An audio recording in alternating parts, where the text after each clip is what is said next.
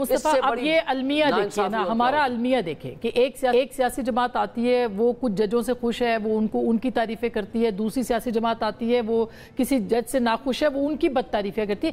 مطلب عدلیہ اور سب کچھ، یعنی اسٹیبلشمنٹ بھی، اچھی اسٹیبلشمنٹ، بری اسٹیبلشمنٹ، نئی اسٹیبلشمنٹ، پرانی اسٹیبلشمنٹ، یہ چل کیا رہا ہے پاکستان کے اندر؟ چل کچھ بھی نہیں رہا. ایسے لگتا ہے اسما بہن کہ جیسے وقت ساکن ہو گیا. ہاں ایسے ہی ہے. پچھلی پوری ایک دہائی سے جب سے یہ پیناما کا سکینڈل آیا، اس وقت سے لے کر آج تک تقریباً ایک دہائی تو اب گزر چکی ہے، اور اس میں ہر روز بیٹھ کر وہی ٹی وی چینلز پر گفتگو، سیاسی قائدین کے وہی بیانات اور وہی اخباری تراشے. کوئی چیز فرق نہیں ہے. درست بات ہے. اور اس سارے کے سارے جھگڑے کی جو اس ملک کی اشرافیہ کے درمیان کا جھگڑا ہے کہ جس کے اندر سیاسی جماعتیں شامل ہیں، ججز شامل ہیں، بیوروکریسی شامل ہے، جرنیل شامل ہیں، ساری عوام ادا کر رہی ہے.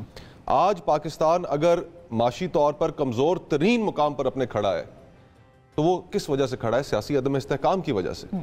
اور سیاستدان آج بھی ان کے اندر یہ کلیئرٹی بالکل نہیں ہے کہ ہم نے اسٹیبلشمنٹ کے ہاتھوں استعمال نہیں ہونا.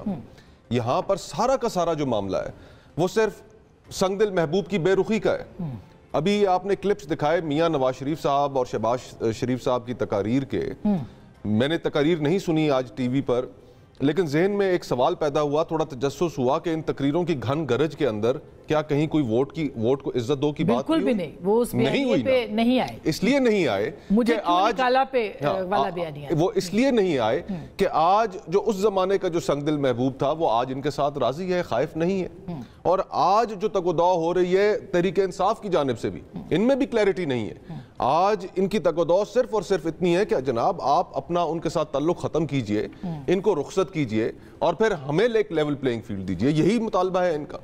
تو ہم کب تک اس سارے گھن چکر میں پھنسے رہیں گے؟ ہم نے اس سے آخر اس قوم نے نکلنا ہے. کبھی شیخ مجیب کو غدار قرار دیا جاتا ہے، کبھی شیخ مجیب کو واپس سیاست میں لایا جاتا ہے کہ وہ سب سے بڑے محب وطن ہیں، کبھی جنرل یحییٰ کے اوپر تنقید، جنرل ایوب کے اوپر پی ٹی آئی تنقید. اسی طرح سے منتخب پی ایم ایل این کے لوگ بھی ہیں. جنرل جیلانی کا ذکر کہیں نہیں. جی تو وہ ہم ایسی جگہ پر پہنچے ہیں کہ جہاں پر ہمیں جو چیز سوٹ کرتی ہے وہ اس کو ہم اپنا لیتے ہیں، اور جس چیز جو ہمیں سوٹ نہیں کرتی، وہ جس طرح ایک مثال ہے کہ میٹھا میٹھا ہڑپ کڑوا کڑوا تھو.